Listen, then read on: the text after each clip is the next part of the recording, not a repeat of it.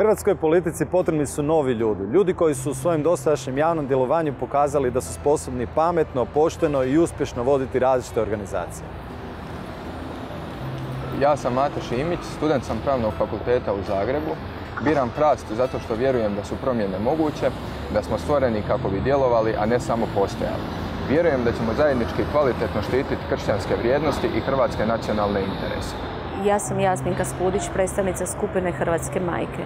Na prošlim parlamentarnim izborima nisam imala za koga glasati. HRAST se pojavio kao politička opcija koja zastupa i moje interese i duboko vjerujem da će na političkoj sceni Hrvatske donijeti kvalitativne promjene.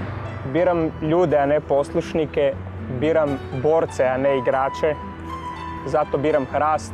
Ja sam Tomislav Barun, student ekonomije. Ja sam Krešimir Miletić, predsjednik Udruge za promicanje obiteljskih vrijednosti Blaženi Alojzije Stepinac. Zašto HRAST? Zato što je Hrvatskoj konačno potreban novi naraštaj političara s jasno izgrađenim sustavom vrijednosti koji se ne boje zalagati se za ono u što vjeruju i koji će štititi obitelj i obiteljske vrijednosti. Drugi će vam reći da nemate izbora, ali to nije točno. Imate izbor. Usmjerimo se na obitelji, mlade, radimo za našu Hrvatsku. Zato ja biram HRAST. Ja sam Hrvoje Hitrec, književnik u HRAST-u sam od početka do kraja. Prije dosta godina usporedio sam Hrvatsku sa zlostavljanom maloljetnicom koja je imala uz to i teško djetinjstvo. Sada je to odrasla žena koju bi rado oženili i oni sa istoka i oni sa zapada. Oni prvi zato što misle da ima loše pamćenje, a ovi drugi bi se rado uselili u njezinu kuću s tim da im ona sprema i kuha. Zadatak HRAST-a jest da toj samostalnoj i sposobnoj Hrvatskoj bude na usluzi sve dok ne razvije sve svoje beskrajne mogućnosti.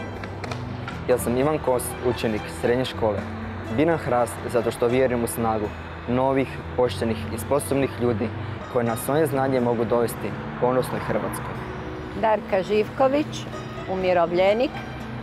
Biram HRAST radi mladih obitelji koji su u njoj i veselim se imenu hrvatskog rasta. Ja sam Tomo Medved, hrvatski branitelj i dragovoljac. Biram HRAST jer on štiti dostojanstvo Domovinskog rata, a hrvatskim braniteljima daje mogućnost snažnijeg utjecaja na izgradnju hrvatske budućnosti. Ja sam Zrinka Skelin i studentica sam. Biram HRAST jer osjećam da je i moje mišljenje nekome važno.